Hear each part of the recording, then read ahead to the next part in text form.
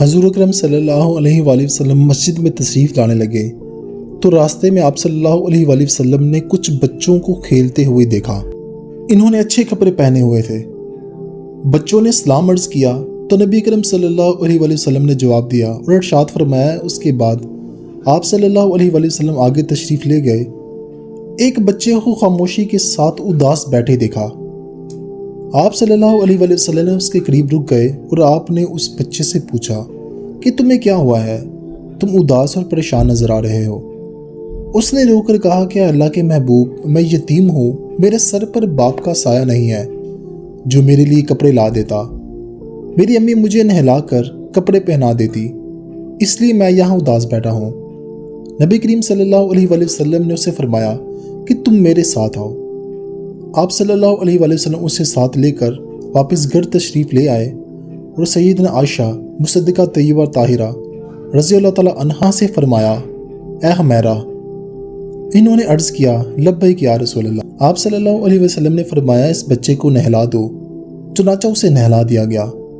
اتنے میں نبی کریم صلی اللہ علیہ وآلہ وسلم نے اپنی چادر کے 2 ٹکڑے کر دیے۔ کپڑے کا ایک سرا اسے تہمد کی طرف باندھ دیا اور دوسرا اس کے بدن پر لپیٹ دیا گیا۔ پھر اس کے سر پر تیل لگا کر کنگھی کر دی گئی، حتیٰ کہ جب وہ بچہ پوری طرح تیار ہو گیا اور نبی کریم صلی اللہ علیہ وآلہ وسلم کے ساتھ چلنے لگا تو نبی کریم صلی اللہ علیہ وآلہ وسلم نیچے بیٹھ گئے اور اس بچے کو فرمایا کہ آج تو پیدل چل کر میرے ساتھ مسجد نہیں جائے گا، بلکہ میری نبوت والے کندھوں پر سوار ہو کر جائے گا۔ نبی کریم صلی اللہ علیہ وآلہ وسلم نے اس بچے کو کندھوں پر سوار کیا اور اسی حالت میں اسی گلی میں تشریف لے آئے جہاں یہ بچے کھیل رہے تھے۔ جب دوسرے بچوں نے یہ معاملہ دیکھا تو وہ رو رو کر کہنے لگے، کاش ہم بھی یتیم ہوتے، آج ہمیں بھی صلی اللہ علیہ وآلہ وسلم کے نبوت والے کندھوں پر سوار ہونے کا شرف حاصل ہوتا۔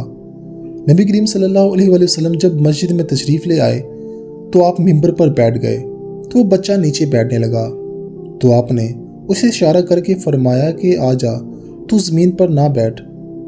چنانچہ آپ صلی اللہ علیہ وسلم نے اس بچے کو اپنے ساتھ ممبر پر بٹھا لیا اور پھر اس کے سر پر ہاتھ رکھ کر ارشاد فرمایا کہ جو بھی یتیم کی کفالت کرے گا اور محبت و شفقت کی وجہ سے اس کے سر پر ہاتھ پھیرے گا، اس کے ہاتھ کے نیچے جتنے بال آئیں گے اللہ تعالیٰ اس کے گناہ معاف کر دے گا۔